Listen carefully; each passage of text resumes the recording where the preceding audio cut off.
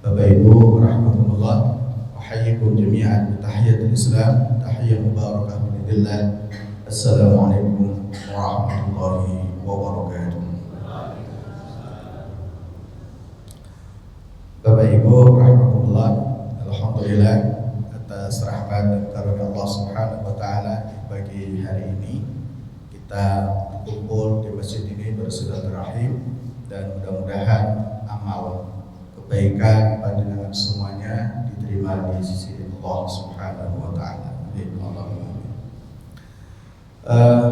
Bapak Ibu, Bapak Bapak sangat ini kelihatannya wajahnya lagi pada tegang semua ya. Atau menunggu acara lagi? Nanti masih ada acara lagi, oke? Oh, betul nonton. Tadi ada acara nggak? Saya terengi. Masya Allah, penuh dengan acara. Berarti pengacara betul nggak? Pengacara, pengangguran banyak acara. Nggak? Yuwal tarikun sejenak. Bapak Ibu rahmatullah, niki ngause rileks mawon nggih. Bersandera di nopo nyaman tengati teng pikiran gitu. Karena memang ngapunten sangat temanya ini kan untuk abot diparingi tema apa niku, harap dan takut hanya kepada Allah Subhanahu wa taala nggih. Digawe ringan mawon nggih. Nah, Bapak Ibu, harap dalam bahasa kita, kalau dalam bahasa Arab niku rojaun. Jadi kalau dalam bahasa kita berharap atau harap nggih. Nek cara Jawane napa? Ngarep-arep. Jadi ngarep-arep, harap, niku kan cedhak nggih. Nah, dalam bahasa Arab niku napa? Rojaun, harapan atau seseorang itu berharap. Kemudian kalau takut dalam bahasa Arab itu khaufun, khauf. Tapi dalam Al-Quran ngapunten sanget, kata takut itu ada beberapa kalimat yang dipakai. Salah satu diantaranya kata khaufun itu. Ada kata lagi rohaban. Jadi ada ayat fa iyaya farhabu, dan kepada pula kalian takut.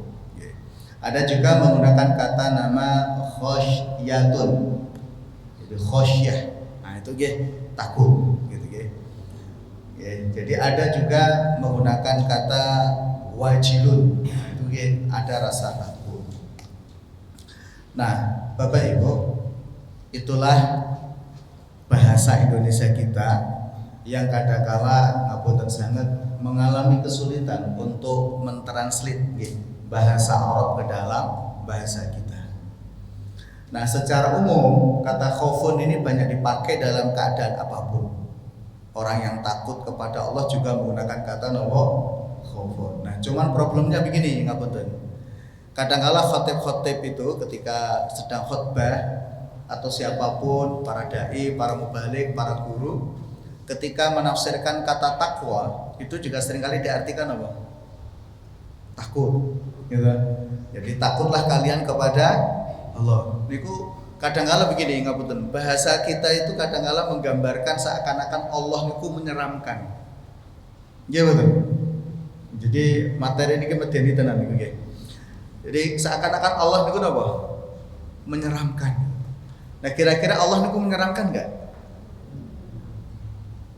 Dalam bayangan panjenengan ketika ayo kowe wedi karo Gusti Allah gitu. Kudu wedi karo Allah. Nah, maksudnya wedi karo Allah niku pripun gitu. Jangan-jangan nanti gambarannya di kepala kita niku Masya Allah nggih. Tidak boleh nggih. Tidak boleh seseorang melakukan apa? Ada visualisasi terhadap Allah Subhanahu wa taala. Nah, Bapak Ibu rahimakumullah. Sehingga kadangkala Allah dalam Al-Quran menggunakan rasa khaufun. Jadi kata khaufun itu dalam berbagai dimensi. Tetapi Bapak Ibu, khauf dan roja ini sumbernya itu adalah mahabbah. Mahabbah niku bahasa Arab, bahasa Indonesia ini apa? Cinta. Jadi seseorang mencintai sesuatu. Ngapunten. ketika panjenengan mencintai sesuatu itu yang muncul dalam cinta niku napa? Ibu tasih cinta mboten kalih bapak? Oh tasih. Bapak tasih cinta mboten kalih ibu? Kira-kira yang muncul bahasa cinta niku napa? Yang muncul dalam pikiran niku napa? Yang muncul dalam rasa niku napa cinta niku? Mas sudah mencintai belum? Sudah ada yang dicintai belum? Sudah? Siapa? Bapak ibu. Anaknya mertua sudah? Oh belum. Jadi kesumbernya niku adalah mahabbah, cinta Bapak Ibu. Dalam bahasa kita. Nah, di dalam cinta itu akan menimbulkan berbagai rasa. Salah satu di antaranya itu adalah asyauq, kerinduan. Nggih, nek wong cinta niku kangen mboten? Kangen. Nek kangen niku pripun rasane? Ati niku pripun? Ibu nek kangen kali bapak pripun rasane? Bapak-bapak nek kangen kali ibu napa pripun? Rasane pripun? Ustaz Fatan nek lagi kangen kali ibu pripun rasane? Masyaallah. Jadi seorang laki-laki itu kan beda. Kangen kali anak, kangen sama istri kan beda. Beda betul. Beda napa padha? Oh beda. Urung ngrasake ya Mas ya? Urung ngrasake. Supaya yang penting paling guyu Mas ya. Nggih, cuman begini Bapak Ibu. Mahabbah itu kadangkala timbulnya macam-macam. Ada orang yang cinta itu karena hubungan emosional, seneng, ya seneng seperti anak dengan orang tua. Okay. Tapi ada yang mahabbah niku, niku yang paling apik, niku yang paling saya. Ketika timbulnya cinta, timbulnya mahabbah niku dari ma'rifah, yaitu mengetahui. Okay. Jadi kalau ada kalimat tak kenal maka tak sayang niku bener. Nggih, kudu kenal kalih sinten? Allah Subhanahu wa taala. Boten kula tanglet niki. Mun kenal kalih Allah derek? Mun kenal Allah kalih Allah derek? Jawabannya bingung nggih. Mun kenal kalih Allah derek Bapak? Sampun. Ngapunten sanget. Niki rasa nggih. Kalau orang niku kangen karena kenal, kangen karena kenal. Kira-kira yang muncul di dalam hati, sing muncul dalam rasa niku napa? Nek ketemu rasane pripun? Nek ngobrol gitu, jenengan kayak kangen gitu nggih, seneng nggih, kangen kalih seneng nggih. Niku kan dadi siji nggih. Ya seneng ya kangen wis kok dadi siji. Karena ada orang yang kangen tok ning ora seneng. Saged mboten? Kangen tok ning ora seneng. Napa kangen mesti seneng? Ada orang seneng tapi enggak kangen. Mungkin enggak? Wes. Rasane mangke dicek malih nggih. Saestu Bapak Ibu. Karena asyauq, kerinduan niku akan melahirkan namanya napa? Kalau yang disampaikan oleh beliau Al-Imam Ibnul Qayyim Al-Jauziyah itu al-unsu billah. Napa? Harmonis. Ngapunten sanget. Dadi nek jenengan kayak kangen, seneng kare kanca, suwe ra ketemu. Biasanya ngobrolnya niku sedelok napa suwe?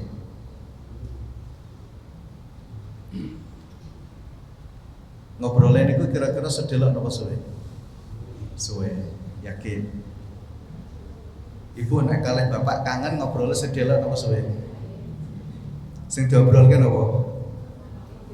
Wis bosen nggih, temane kuwi wae. Jadi Bapak Ibu, karena itulah yang pokok yang harus kemudian muncul dalam rasa kita. Maka kemudian para ulama menjelaskan kata ma'rifatullah itu adalah sumber dari segala sumber nilai pemahaman seseorang kepada Allah Subhanahu wa taala.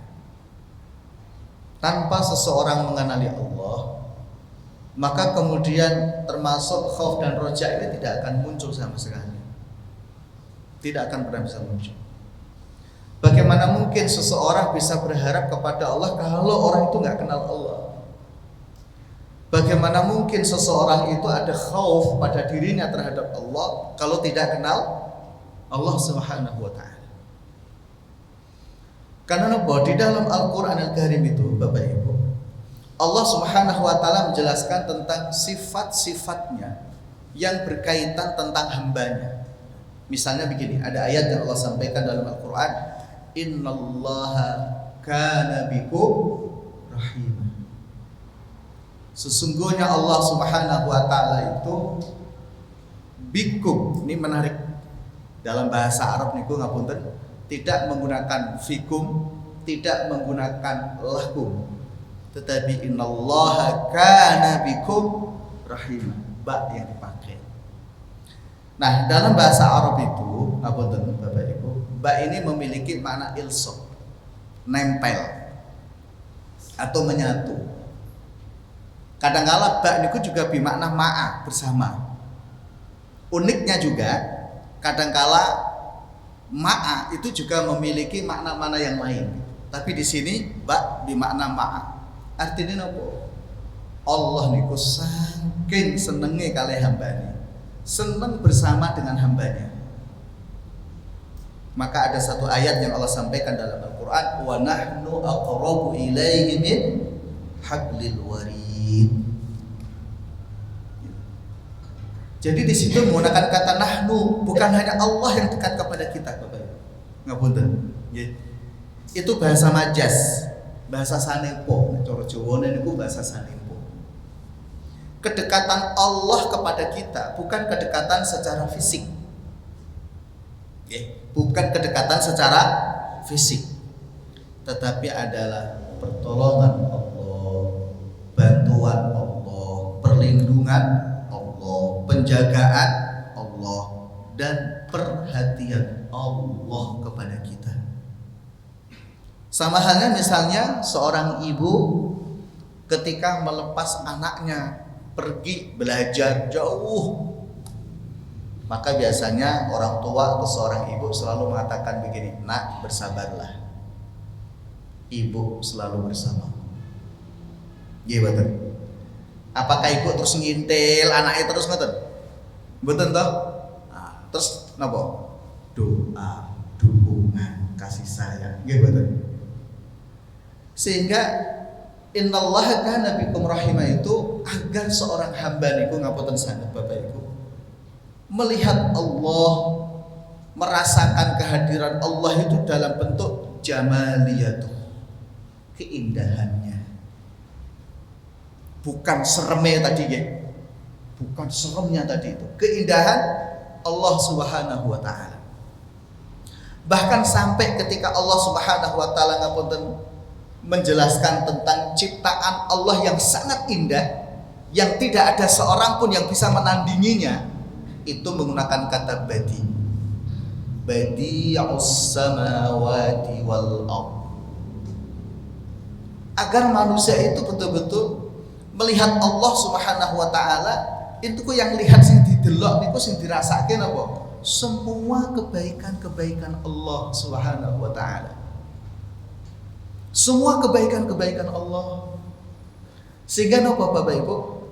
Ketika seseorang mengenali Allah, mengetahui kebaikan-kebaikan Allah, mengetahui bahwa Allah Maha melindungi, Maha menjaga, Maha pemberi rezeki dan semuanya itu tadi, muncul harapan di dalam diri yang tidak pernah berputus asa terhadap Allah Subhanahu wa taala. Karena orang yang berputus asa kepada Allah Subhanahu wa taala niku itu perbuatan dosa besar. Nah, ngapunten. Orang yang kenal Allah niku kemudian muncul mahabbah. Ngapunten sanget. Di antara rasa yang tertinggi yang muncul dari mahabbah niku napa? Husnul. Nggih betul.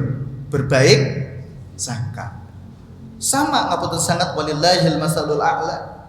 Jika seorang manusia itu senang dengan manusia, maka yang muncul pertama kali yang harus dimunculkan apa? Baik sangka. Nggih betul. Bapak ketika dulu masa muda pergi kemana-mana, ibu di rumah, ibu juga melepaskan suaminya dengan berbaik sangka. Seorang suami ketika meninggalkan istrinya pergi jauh juga hatinya dikuatkan berbaik sangka. Apapun aktivitas masing-masing suami istri itu ditekankan di dalam diri nopo baik sangka. Kenapa kok muncul baik sangka? Karena cinta. Karena cinta itu Bapak Ibu. Sehingga ketika seorang hamba, seorang abdun al-mu'min, seorang hamba yang beriman kepada Allah Subhanahu wa taala, muncul mahabbah karena mengenal. Oke. Niku penting, mahabbah cinta karena mengenali. Ya. Ma'rifah kepada Allah Subhanahu wa taala. Pasti akan muncul husnudzan kepada Allah.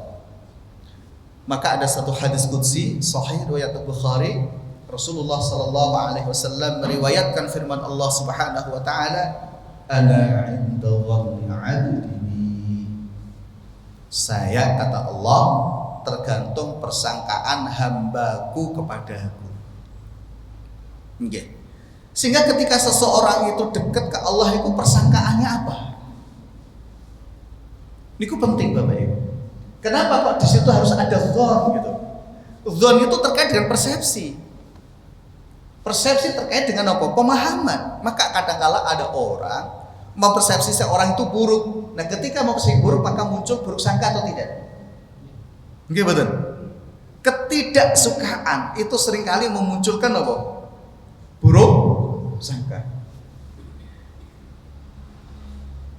Nggih. Kalau orang kok tiba-tiba buruk sangka kepada Allah itu berarti dia dianggap belum kenal Allah. Dianggap belum kenal Allah. Lah kok iso? Nggih, ketemu pirang perkara menungso kok iso buruk sangka kalih Allah. Saestu. Nah, pripun menungso kok buruk sangka kalih Allah Subhanahu wa taala niku? Ketika di dalam diri ada kekhawatiran. Nggih.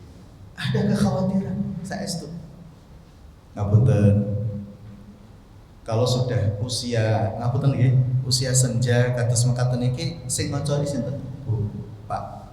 Teng dalem sing ngoconi sinten? Istri. Luar biasa. Jawaban yang bagus. Putrane teng pundi? Wis buh gitu gitu. Masya Allah. Ada seorang kakek usia 70 tahun ngobrol kali kula. Merasa sepi sendiri di rumah. Hanya berdua dengan istri. Saya tanya, loh justru dengan istri itu bukan sendiri Pak. Artinya apa? Membangun cinta suami istri kan sampai tua. Iya betul. Harus sampai tua. Sehingga sebenarnya tidak ada rasa kesepian. Walaupun anak entah pergi kemana, yang penting di situ ada istri. Seorang istri juga begitu. Anak entah pergi kemana ada masalah, yang penting di situ ada suami. Kenapa begitu? Itulah mahabbah. Ya, tapi beliaunya ini merasa sepi. Loh kenapa Pak? Anak saya niku putrane kula niku won. Lanan papat gitu Pak. Lah kula tanggap jenengan riyen dungane pripun kalih anak-anak niku? Nggih kula nyuwun kalih Allah ben anak kula niku sukses. Lah pun to. Pun dikabulke kalih Allah. Anak jenengan sukses kabeh. Lah nggih. Tapi kula niku kalih bojo kula niku teli nek bojo kula lunga ngaji, kula niku omah dhewean. Lah jenengan melu ngaji. Nggih, kadang-kala ngapunten sanget nggih. Kadang-kala ada seorang ibu yang dilema ketika suami di rumah gitu nggih. Terus istrinya pergi ngaji. Nah, ini secara fikih. Kalau tiba-tiba suami bilang begini, ora usah melu ngaji, ngoconi aku ning omah. Kira-kira seorang istri harus berangkat ngaji atau nemenin suami ibu? Harus nemenin. Itu bener jawaban bagus tuh. Nggih betul. Nggih, digremi panitia ya ben. Kok ibuke ora teko ngoconi bojo. Ya kok bojo ya ben ngaji-ngaji. Kadang-kala ada yang begitu. Mboten berarti panitiane enggak paham. Nggih. Tapi jangan beralasan ngoconi bojo terus ora tau mangkat ngaji. Nggih betul. Nggih. Ya, ngopo ora mangkat ngaji ngaji Bu, ngancani bapak. Lah mosok ngancani bapak terus yo sok kala-kala melu ngaji izin kali bapak. Nggih Pak nggih. Nah ibu ngaji diizinke nggih. Walaupun dulu-dulu ning omah dhewe. Karena dulu juga sama, ibu ditinggal pergi terus. Pagi sampai sore kerja. Malam di rumah sebentar, malam sudah pergi jago. Pulang sudah tidur. Jadi istri nggak ditemenin. Nah, ketika di masa tua kok kepengen ditemenin, ngapunten sangat. Niki guyonan mawon. Jadi Bapak Ibu ngapunten sangat. Karena ini satu hal yang sangat penting, rasa. Oke. Kadang-kadang begini, bahasa yang dipakai oleh Allah dalam Quran itu bahasa yang supaya manusia itu bisa menangkapnya saja. Oke. Kadang-kadang sulit. Jadi bahasa yang dipakai gitu. Nanti khauf itu nanti ada pembahasan berbeda. Rojak niku kembali lagi harapan. Kenapa orang berharap? Karena cinta. Kenapa orang itu cinta? Karena kenal. Karena orang mengenali cinta Allah, maka ma'rifatullah itu adalah sumbernya. Tidak bisa orang tidak mengenali Allah itu. Harus diawali dari orang itu kenal Allah. Kalau belum kenal pripun? Kenalilah Allah Subhanahu wa taala. Kenapa Bapak Ibu? Ayat tentang innallaha kana bikum rahimah ini ngapunten. Itu menjelaskan betapa Allah niku seneng cedak kalih awake dhewe. Nggih. Sampai kenapa Allah mengatakan wa idza sa'alaka ibadi anni fa inni qarib ujibu da'watad da'i idza da'ani falyastajibuni wal yu'minu bi la'allahum yarshudun. Hai Muhammad, kata Allah kepada nabinya, kalau hambaku bertanya kepadamu tentang aku, jawablah qarib. Ngapunten nggih, bukan menggunakan kata aqrab. Kalau dalam bahasa, walaupun itu sama-sama memiliki makna kalau akrab niku kedekatan fisik. Kalau akrab itu kedekatan fisik, tapi menggunakan kata qarib karena itu sifat. Jadi Allah Subhanahu wa taala itu Masya Allah menggunakan bahasa qarib. Maka biasanya kalau orang itu siapa? Teman karib. Berarti konco yang paling cedak. Paling cedak. Gitu. Tapi cedaknya bukan cedak fisik, tapi cedaknya apa? Hati. Masya Allah. Saya setuju. Jadi Allah menggunakan bahasa yang qarib itu supaya difahami oleh kita semuanya. Dekatnya Allah kepada kita niku Masya Allah, bukan kedekatan fisik, tapi kedekatan rasa. Supaya nopo? Keyakinan orang kepada Allah itu tidak bergeser sama sekali. Kenapa? Allah selalu ada di dalam diri tersebut. Bahkan gitu dalam hadis qudsi tentang zikir, Rasulullah SAW meriwayatkan firman Allah, dan Allah berfirman begini, man dzakarani fi nafsihi dzakartuhu fi nafsi. Coba, orang yang menyebut namaku di dalam hatinya, maka aku akan menyebut namanya di dalam diriku. Coba, Masya Allah. Artinya Allah menggunakan bahasa-bahasa yang dekat begitu, sangat dekat. Bahkan tadi ayat wa nahnu aqrabu ilaihi min hablil warid. Urat nadi yang ada di leher niki, urat-urat yang ada di leher niki, niku cedak, tapi Allah lebih dekat daripada itu. Allah itu lebih dekat daripada itu. Saya setuju. Sehingga tidak sepatutnya orang yang beriman meyakini Allah Subhanahu wa taala niku berputus asa dari Allah Subhanahu wa taala. Enggak boleh sama sekali. Kenapa? Bahasa yang digunakan oleh Allah sudah sebegitunya. Allah niku cinta banget kalih hambane, Allah niku cedak banget kalih hambane, sing kebangetan sinten? Sing kebangetan menungsone, dicedaki ora gelem. Nggih mboten? Lah kadang-kala menungso niku ngapunten sanget, cita-citane niku kepengin disenengi Allah napa kepengin disenengi menungso? Hah? Masya Allah. Tapi kadang-kadang menungso niku kepengin banget disenengi kali sinten? Kali makhluk. Sehingga mlaku ning dalan, ketemu Bupaini ora disopo, nangis tekan ngomah. ini kok ora nyopo aku yo. Tak sopo kok ora noleh. Salahku opo? Nangis esuk tekan sore. Lah yo ngoten niku njuk pripun? Nggih saestu iku. Cita-cita manusia itu harus ada di dalam hati. Kepingin banget disenengi kali sinten? Allah. Nek menungso niku pun disenengi kali Allah. Masya Allah, saestu. Nggih, ada satu hadis qudsi lagi ketika Allah Subhanahu wa taala berfirman sebagaimana yang diriwayatkan oleh Rasulullah sallallahu alaihi wasallam, la yazalu 'abdi yataqarrabu ilayya bin nawafil hatta uhibbahu. Senantiasa hambaku itu mendekatkan diri kepadaku dengan melalui ibadah-ibadah sunnah sampai aku mencintainya. Masya Allah. Fa idza ahbabtuhu, kata Allah, jika aku sudah mencintai orang tersebut, Masya Allah, gimana? Kakinya menjadi kakiku, tangannya menjadi tanganku, Masya Allah, gimana? Apapun yang dia minta aku kasih. Itu bahasa yang luar biasa, coba. Itu bahasa yang dipakai oleh Allah untuk memahamkan kita, nggih, bahwa Allah itu cerdas banget. Dukungan Allah terhadap kita itu sangat besar, saestu Bapak Ibu. Cinta Allah kepada kita itu sangat besar. Ngapunten, mahabbah itu juga melahirkan kecemburuan. Nggih. Mahabbah itu juga melahirkan apa? Kecemburuan. Wong seneng cinta kok enggak ada cemburunya, itu dusta. Betul ada husnudzon. Yes. Ya betul. Tapi juga harus ada apa? Al-ghirah, kecemburuan. Dan Allah itu pencemburu, sangat cemburu kepada hambanya. Jika, ngapunten sangat. Niki ampun nggak bisa harus dipahami, okay?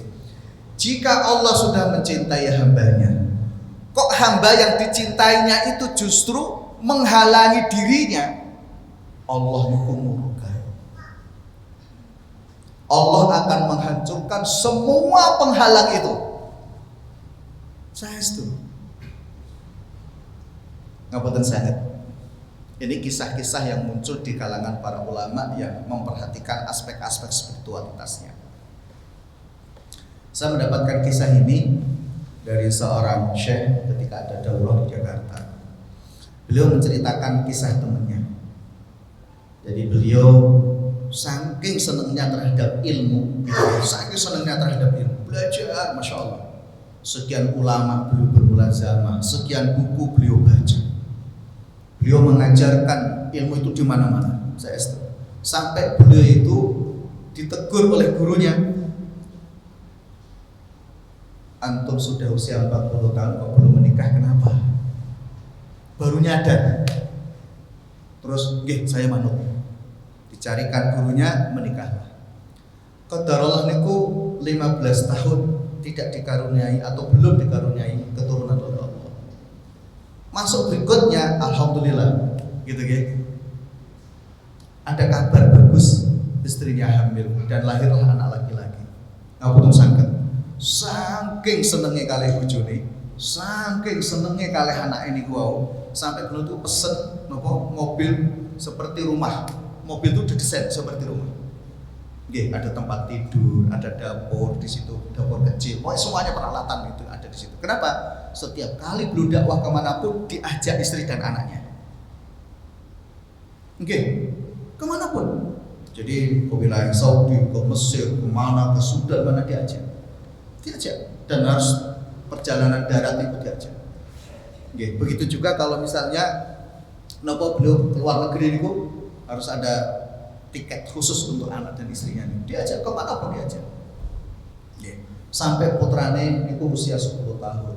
Tiba-tiba itu demam tinggi. Oke. Sampai kemudian meninggal. Ketika mendengar putranya meninggal, beliau sujud syukur. Kok sakit? Masya Allah. Nggih. Sujud syukur. Setelah itu dia mengangkat kedua tangannya, ya Allah, ternyata cintamu kepadaku lebih besar, sehingga engkau ambil putraku karena engkau merasa bahwa itu adalah penghalang antara aku dengan dirimu. Nek aja ditiru nek mboten saged.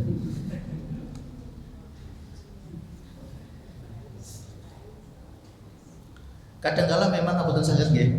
Wilayah spiritual niku kadang-kala niku mboten masuk akal. Pun mangke jenengan persani sendiri di hadis Riyadhus Shalihin nggih. Kalau jenengan di rumah ada terjemahan hadis Riyadhus Shalihin yang disusun oleh Imam An-Nawawi niku menceritakan Ummu Sulaim.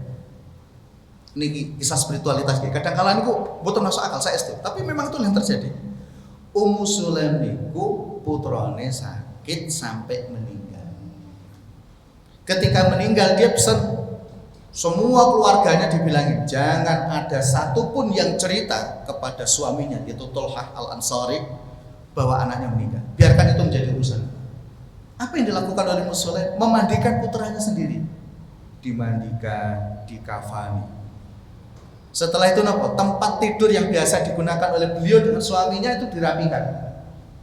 Saya itu dirapikan. Terus jenazah anaknya ditaruh di pojok. Terus beliau berdandan. Saya itu berdandan. Tempat tidurnya dihias, kasih parfum yang wangi. Ketika suaminya pulang, ngapunten sangat disambut dengan mesra dan harmonis. Terjadilah hubungan suami istri. Setelah selesai, Ummu Sulaim baru cerita. Kalau ada orang yang nitip barang dan diambil barang itu, menurut kamu gimana? Ya harus dikembalikan. Kata Tolha, anakmu titipan Allah sudah diambil pemiliknya. Ngapunten sangat ya, jenengan bayang kemawon. Kira-kira ini masuk akal atau tidak? Suami istri hubungan badan di samping jenazah anaknya. Masuk akal betul? Saya itu kalau membaca hadis niku berulang-ulang, itu kalau bukan Nabi yang cerita, bukan hadis Nabi. Kalau pengen nolak, saya itu. Tapi karena itu hadis Nabi, sahih riwayatnya, saya wajib menerima. Tapi bagaimana mungkin itu bisa terjadi? Suami istri hubungan badan di samping jenazah anaknya. Kira-kira anak itu dilakoni wong bodia. Jawabannya pripun? Hah? Kira-kira jawabannya pripun, Pak? Nek jenengan ngerti ngoten niku lho. Wong godian sing nglakoni. Wis ngerti anake mati, malah kelonan karo bojone. Mesti supas rapah metu kabeh. Nggih mboten? Tapi ini kan nilai spiritual saya itu. Pasti sampai sana mangke di hadis Riyadhus Shalihin bab tentang sabar. Bagaimana sabarnya Ummu Sulaim. Kenapa kok kesabaran itu bisa sebesar itu, Bapak Ibu? Karena cinta Ummu Sulaim kepada suaminya, kepada anaknya, dan kepada Allah lebih tinggi lagi cintanya. Kenapa? Kesabaran tertinggi adalah tidak memperlihatkan penderitaan. Gimana? Jadi kesabaran tertinggi adalah tidak memperlihatkan penderitaan. Nah, apa hubungannya dengan mahabbah? Cinta itu selain melahirkan kecemburuan, itu melahirkan kesabaran dan kemampuan seseorang untuk menahan penderitaan. Saya itu. Jadi kalau ada orang ngaku cinta Allah, tetapi selalu berkeluh kesah terhadap kehidupannya, itu mesti ngapusi. Saya itu ngapusi. Bukan bener nih, saya itu bukan bener. Karena cinta selain ada kecemburuan adalah kemampuan bersabar, menahan penderitaan itu. Nggih saya itu. Makanya kalau udah ada orang mengatakan begini ngapunten, ini cinta yang secara emosional antar manusia dengan manusia nggih. Kan ada orang mengatakan, cinta itu kan anugerah, bisa timbul dan hilang kemana saja. Itu mesti ngapusi juga itu. Itu nafsu. Enggak. Karena cinta yang benar selalu didasari oleh ma'rifah, kenal Bapak Ibu. Dan cinta yang benar pasti muncul al-ghirah, kecemburuan. Dan cinta yang benar pasti akan ada kemampuan seseorang menahan penderitaan. Dan tidak ada seorang pun yang mampu menahan penderitaan kecuali orang yang sabar. Jadi di situ. Kenapa? Orang yang sabar itu mesti ada roja, itu pasti. Pasti. Gitu, Ibu biar di ontang-anting bapak jarene dulu janjine napa? Aku akan membahagiakanmu nggih. Sampai tua pun bahagia dereng. Jarene biyen nek gelem nikah karo awakmu tokoke sawah, nganti diputu sawah ya urung di tukoke. Biar Ustaz Fatan janji kalian apa kali janji. Masya Allah, karena janji laki-laki harus ditepati katanya gitu ya. Tapi kan tetap setia membersama itu luar biasa loh, saya setuju. Oke. Sesungguhnya ngapunten sangat. Penyakit cinta itu rindu. Yes, kerinduan itu penderitaan, saya setuju. Saya setuju. Ngapunten sangat nggih.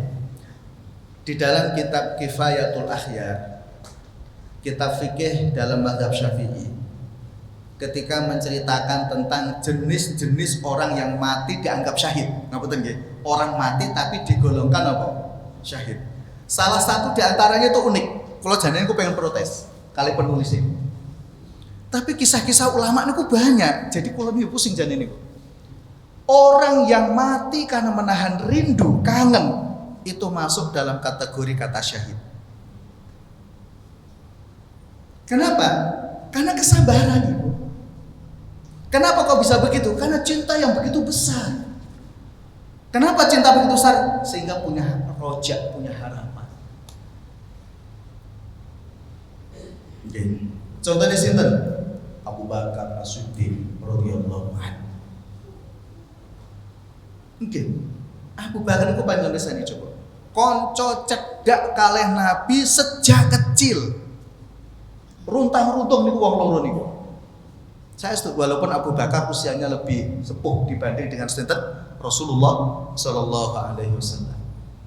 Runtang-runtang wong loro niku saya setuju.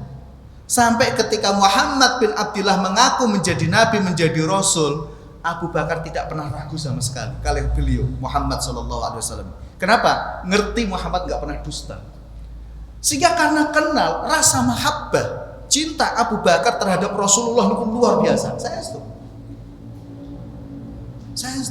Sampai ketika menikah dengan Khadijah dan Khadijah wafat, yang ditawarkan adalah putrinya Aisyah radhiyallahu anha. Sekalipun saat itu Aisyah itu beberapa riwayat dari kalangan para ahli sejarah, para ulama belum balik atau belum masa haid. Walaupun di situ masih ada perdebatan juga, tetapi itu riwayat yang kami dapatkan. Ngapunten sana. Nah, Bapak Ibu, sampai ketika Rasulullah sallallahu alaihi wasallam wafat, kangennya Abu Bakar terhadap Rasulullah itu enggak terbendung sampai sakit dan wafat Abu Bakar. Termasuk putrinya Sayyidah Fatimah Az-Zahra. Nggih. Begitu kuat napa rasa kangennya Sayyidah Fatimah terhadap Rasulullah sallallahu alaihi wasallam itu sakit dan meninggal. Di Kudus, Bapak Ibu, di satu kabupaten di Jawa Tengah, ada seorang kiai perintis pesantren Quran, kiai masyhur, dan salah satu guru saya adalah murid beliau. Beliau tuh punya murid sekaligus anak asuh, karena anak yatim diasuh oleh beliau sekaligus menjadi murid, dan sama menghafal Quran. Ketika begitu cinta muridnya ini kepada ayah sekaligus gurunya, ketika beliau wafat nih kiai ini, masya Allah, sampai beliau tuh merasakan penderitaan yang luar biasa, kangennya itu luar biasa. Kenapa? Selalu bersama, tadarus bareng, mulang bareng, ngurusi santri niku bareng. Saya setuju. Sekarang pesantrennya masya Allah luar biasa. Dan termasuk saat itu sanad Quran tertinggi adalah salah satunya beliau. Walaupun beliau dulu sanadnya dari Jogja, dari Krapyak Kiai Munawir. Jadi Bapak rahimahullah, itu diantara contohnya. Dan masih banyak lagi contoh-contoh seperti itu. Mungkin panjenengan pernah mendengar tentang Bilal bin Rabah. Kenapa setelah Rasulullah wafat beliau pergi ke negeri Syam? Karena tidak sanggup menahan kerinduan terhadap Rasulullah sallallahu alaihi wasallam. Beliau menjauh. Tapi ternyata niki Allah alam, walaupun secara riwayat banyak diperselisihkan, tapi Bapak Ibu, roh orang yang sudah meninggal ternyata juga bisa memiliki eksistensi, menyapa mereka yang masih hidup. Apalagi beliau seorang Nabi Rasulullah Muhammad sallallahu alaihi wasallam. Dan itu dibahas bagus tentang roh oleh Al-Imam Ibnu Qayyim Al-Jauziyah dalam kitab Ar-Roh. Sampai kemudian Bilal bin Rabah itu bermimpi, ditegur oleh Rasulullah sallallahu alaihi wasallam, "Ya Bilal, ma hadzal jafa?" Wahai Bilal, apa yang menjadikan kamu lupa kepadaku? Enggak. Bilal itu terus terbangun kaget dan menangis. Karena napa? Atinku kangen banget kali Rasulullah sallallahu alaihi wasallam. Saya setuju. Akhirnya pagi hari beliau berbenah pakaiannya, terus pamit kepada istrinya melakukan perjalanan dari Syam ke Madinah, langsung menuju makam Rasulullah sallallahu alaihi wasallam.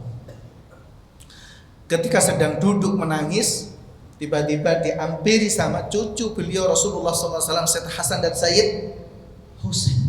Tambah kenceng menangisnya. Orang tuh kalau kangen terus tiba-tiba ketemu nangis betul, tanpa ada kata, gitu betul, tapi air mata ya. Luar biasa saya itu. Nggak perlu kata, karena kadang-kala cinta itu tidak perlu diucapkan. Kerinduan juga tidak perlu diucapkan. Tetapi bahasa cinta, bahasa rindu itu bisa dikenali, itu bisa difahami. Maka ketika menjelang zuhur, beliau diminta untuk azan, tapi belum menolak karena nggak kuat, mesti nggak kuat gitu.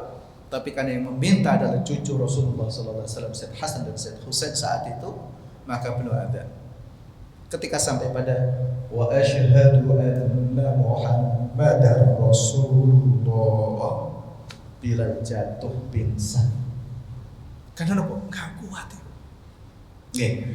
Nah, dari peristiwa-peristiwa itu masih banyak lagi cerita, termasuk yang ditulis oleh Al-Imam Ibnul Qayyim Al-Jauziyah dalam buku beliau Rawdatul Muhibbin, Taman Para Pecinta. Ini luar biasa bagaimana menggambarkan cinta dan kecemburuan, Masya Allah. Nah, sehingga Bapak Ibu rahimakumullah, itu gambaran sederhana mawon. Roja, sumbernya itu adalah cinta, harapan, berharap. Dan cinta sumbernya adalah ma'rifah. Nah, orang yang mencintai Allah pasti husnudzon kepada Allah. Orang yang mencintai Allah pasti berharap kepada Allah Subhanahu wa taala. Nah, sehingga muncul begini. Ketika orang itu beribadah kepada Allah Subhanahu wa taala, Bapak Ibu, niku kan wong ibadah niku dasarnya macam-macam. Nggih, ngapunten sanget ini khaufun saged kita bahas nggih. Ngapunten sanget bisa kita bahas di sini dulu. Orang beribadah kepada Allah Subhanahu wa taala niku ya dasare macam-macam. Wonten sing ngibadah niku ya kur ibadah, ya penting lakoni.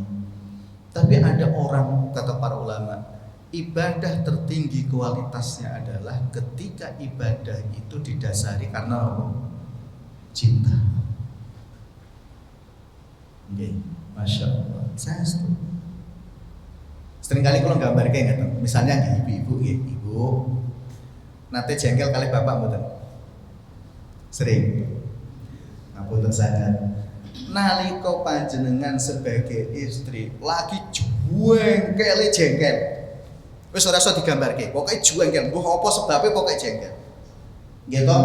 Jengkel, kesel, ngantuk tengah wengi, turu. Terus digugah kali bapak kon damel teh. Kira-kira pripun ucapane? Hah? Kira-kira pripun? Itu situasi yang paling berat kabeh niku. Mungkin kalau dia bangun dan tetap tersenyum, tetap tersenyum dan membuatkan teh untuk suami karena cintanya dia kepada suami. Sak jengkel-jengkele wong seneng, itu tetap seneng. Sak jengkel-jengkele wong seneng tetap memiliki roja, harapan. Saya setuju, itu berarti senengnya tenanan 100%. Seneng yang karena memang rasa seneng, bukan seneng yang timbulnya sesaat, emosional sesaat, betul. Tapi yang timbul karena ketulusan, karena keikhlasan seseorang mengabdi kepada Allah Subhanahu wa taala. Nah, itulah kualitas ibadah terbaik Bapak Ibu.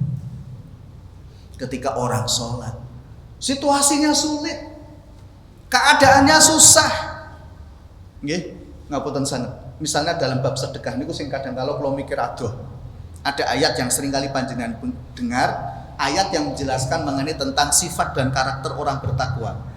Alladzina yunfiquna fis sarra'i wad-dharra. Iya betul. Mereka yang berinfak dalam keadaan apa? Bahagia dan sedih. Sarra senang, dharra sulit, sedih. Ketika panjenengan tiba-tiba nggih dalam situasi yang sangat sulit, tiba-tiba ada penawaran napa niki wau. Dalam pikirannya pripun? Saestu. Nah, kenapa kok orang bisa cintanya bersih? Kenapa cintanya bisa begitu bagus? Ketika orang niki mampu menetralisir semua penyakit yang menghancurkan cinta. Nopo penyakitnya? Syirik, riya, sum'ah, ujub. Itu penyakit yang akan menghancurkan cinta seseorang kepada Allah. Maka Allah juga murka siapapun orang yang melakukan apa? Kesyirikan, Bapak Ibu. Allah pasti murka. Sampai kencengnya Allah niku murka ayatnya beribun. Innallaha la yaghfiru an yushraka bihi wa yaghfiru ma duna dzalika liman yasha. Gimana? Allah enggak akan mengampuni dosa orang yang melakukan perbuatan apa? Syirik. Allah enggak senang diduakan. Jarene cinta, kok menduakan cinta? Masya Allah. Saya setuju. Jadi sehingga kemudian penyakit-penyakit yang merusak cinta itu kudu diresiki tenan. Saya setuju. Iri, dengki, buruk sangka kudu diresiki. Nggih, riya, ujub, sum'ah niku kudu diresiki. Saya setuju. Kalau penghalang itu sudah bersih dari hati seseorang, akan muncul nur cahaya dan itu mahabbah cinta.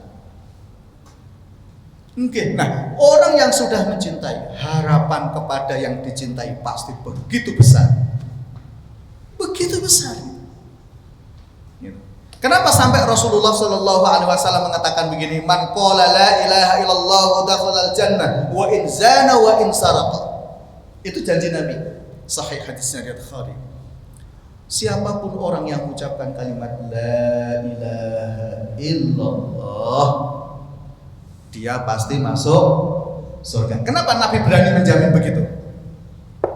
Karena cinta. Sehingga harapan Rasulullah terhadap Allah, siapapun yang mengucapkan kalimat la ilaha illallah begitu besarnya.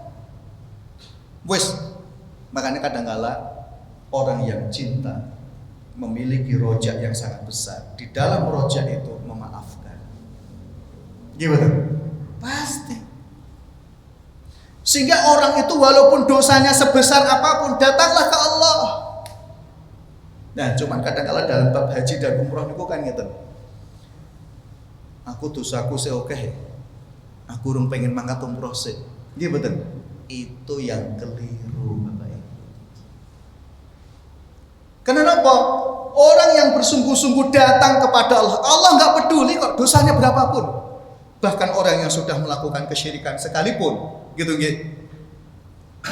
Maka di surat Az-Zumar ayat 53 niku Allah katakan, "Qul ya ibadiyalladzina asrafu ala anfusihim la taqnatu min rahmatillah innallaha yaghfirudz dzunuba jami'a." Ayat itu Bapak Ibu berkaitan asbabun nuzulnya yang disampaikan oleh Al-Imam Ibnu Katsir ya rahimahullah dalam tafsirnya. Ada orang matur kepada Nabi begini, "Ya Rasul, ya Muhammad, sungguh inna liqaulika hasan." Ajaranmu itu baik banget Muhammad. Ajaranmu apa? Kenapa? Qul ya ibadiyalladzina asrafu, wahai para hambaku yang telah melampaui batas, dosane akeh tenan. La taqnatu min rahmatillah, masyaallah. Jangan sampai kalian berputus asa dari rahmat Allah. Kenapa? Itu tadi, innallaha kana bikum rahimah. Allah itu sangat sayang kepada hambanya. Begitu besar sayangnya kepada hambanya. Maka jika seorang hamba itu sungguh-sungguh datang kepada Allah, Allah memaafkan semuanya. Innallaha yaghfiru dzunuba jami'an. Allah mengampuni semua dosa. Orang ini datang kepada Nabi dan matur tadi, "Ya Muhammad, inna liqaulika hasanah." Hei Muhammad, ajaranmu apik banget Muhammad. Tapi masalahnya aku ini pelaku dosa semuanya. Membunuh, berzina, merampok, minum khamr, berjudi, semua dosa aku lakukan. Kemudian Nabi menjawab begini, "Atasyhadu an la ilaha illallah wa anni rasulullah?" Apakah kamu bersaksi bahwa tidak ada Tuhan selain Allah dan aku adalah utusan Allah? Ya, na'am. Allah ngampuni. Masya Allah. Kenapa? Karena begitu besar cinta Allah kepada hambanya. Jika kita sungguh-sungguh kepada Allah Bapak Ibu dan memiliki harapan yang sangat besar kepada Allah, maka datanglah dan jangan pedulikan dosa yang kita lakukan. Lihatlah Allah Maha Rahim. Lihatlah Allah Maha Sayang. Lihatlah Allah Maha Pencinta terhadap hambanya. Sehingga itu menjadi motivasi siapapun kita untuk beribadah kepada Allah Subhanahu wa ta'ala. Sehingga sholat, zikir, baca Quran, sedekah, melakukan semua kebaikan itu dasarnya adalah cinta dan harapan kepada Allah Subhanahu wa ta'ala. Maka tadian mudah-mudahan ini manfaat. Allah alam bisawab. Subhanakallahumma hamdika asyhadu an la ilaha illa anta astaghfiruka wa atubu ilaik. Kurang lebihnya mohon maaf. Assalamualaikum warahmatullahi wabarakatuh.